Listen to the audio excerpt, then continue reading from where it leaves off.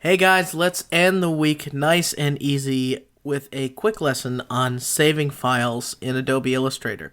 Now, Illustrator is a very versatile program. It can output vector files, and it can also output just regular images like Photoshop or other programs can.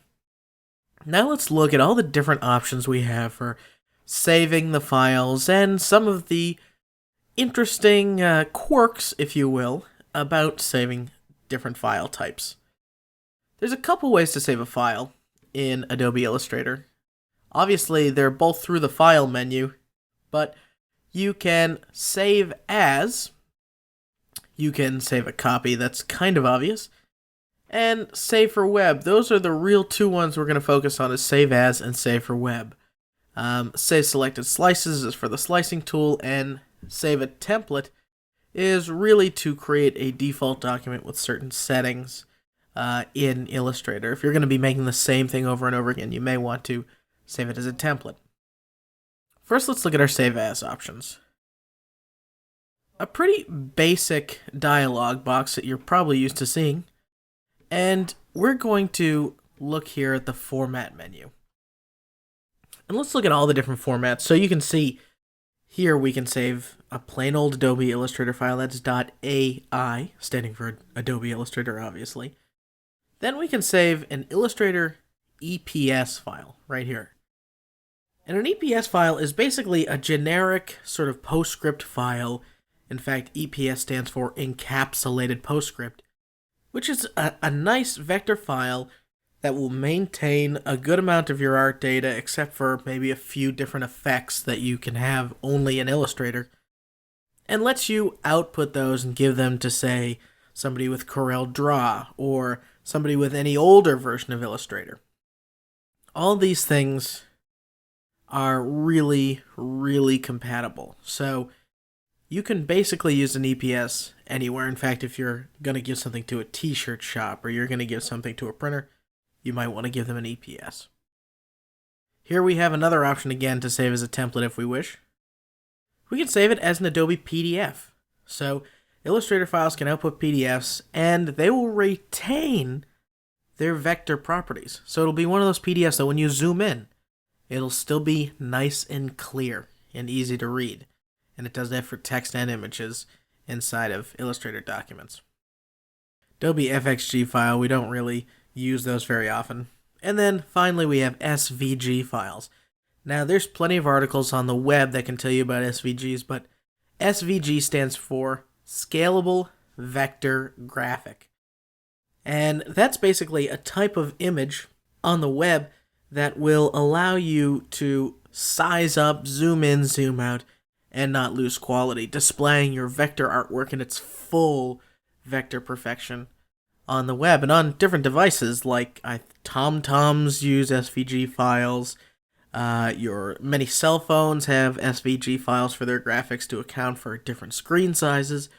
There's plenty of benefits to SVG files, but right now we're going to go to an Illustrator file, and we're going to hit save, and we're going to give it a different name so it doesn't just save over it.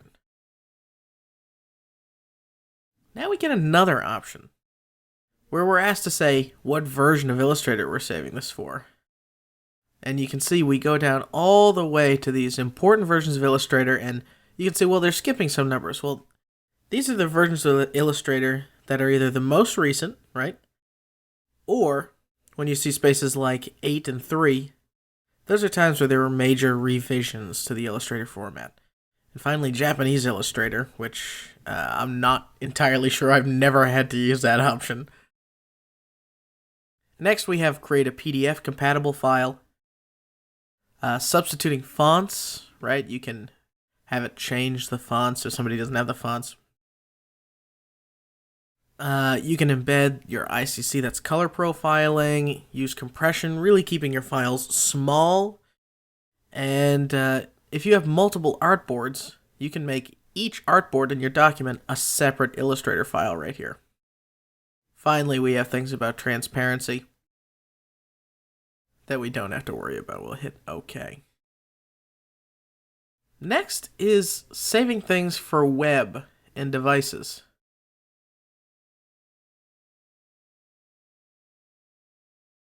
Now when we save for web, you can see we get a whatever pixel size version of our image exists.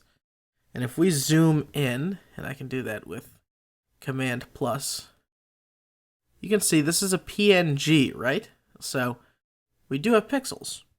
So Illustrator can output regular old images, like what you see here. And in fact, over here in our tools, you can see all the different files that we can select. Let's make it a JPEG. And we'll zoom in on our JPEG and we can see the pixels, and watch when we slide our quality. So you can see this is the same type of image compression that you would get with, say, an Adobe Photoshop. Again, you have an option to save as an SVG here. You can also save as an SWF file, right? So that's a Flash file. If somebody has something in Flash or they need an output of that, you can use that. You can also take stuff in Illustrator and copy and paste it right into Flash or right into Photoshop or right into InDesign. And that stuff should all be able to scale up and scale down as long as you, I think in Photoshop it's called a smart object, and in the other programs it should just scale. Obviously with some conversion things depending on your medium, right? So there's a lot of options for saving files in Illustrator. And if you say wanted a lot of detail, and I'll put it in PNG mode, when we zoom out, this is the size it's going to save it as. If we come over here to image size, we get the exact pixel count and what percentage. Now we can say, let's save this as 400% and hit apply. What that's going to do is re-render our picture and blow it up 4 times. So now you can see we have 3,000 pixels for our width, 1,700 something for our height. And when we zoom in, yeah, there's pixels, but the image has gotten so much finer that it's impossible to tell at a pretty large scale that you're pixelated. So we hit save, and that will output a file. I'm not going to do that just because we don't need the extra file there, but that's saving in Illustrator. Now, Illustrator doesn't have autosave or anything like that. In fact, Adobe's yet to implement any stateless sort of automatic save in their programs, so save early, save often. If you're about to do something and you're not sure of what the results are going to be, save. You know, Illustrator has a long history, and you're able to undo a lot of steps, but save. Save a lot, and make sure to save Illustrator documents if you want to be able to reuse it. If you're just interested in getting an image out, save the image and save the Illustrator document too, because you never know if you're going to need to change or tweak it. That is saving in Illustrator. Coming up in next week's lesson, we're going to be dealing with all the powerful palettes and all the crazy things that you can do with them. There's a lot of them, a lot of complex controls, but that's going to set us up for success when it comes to effects.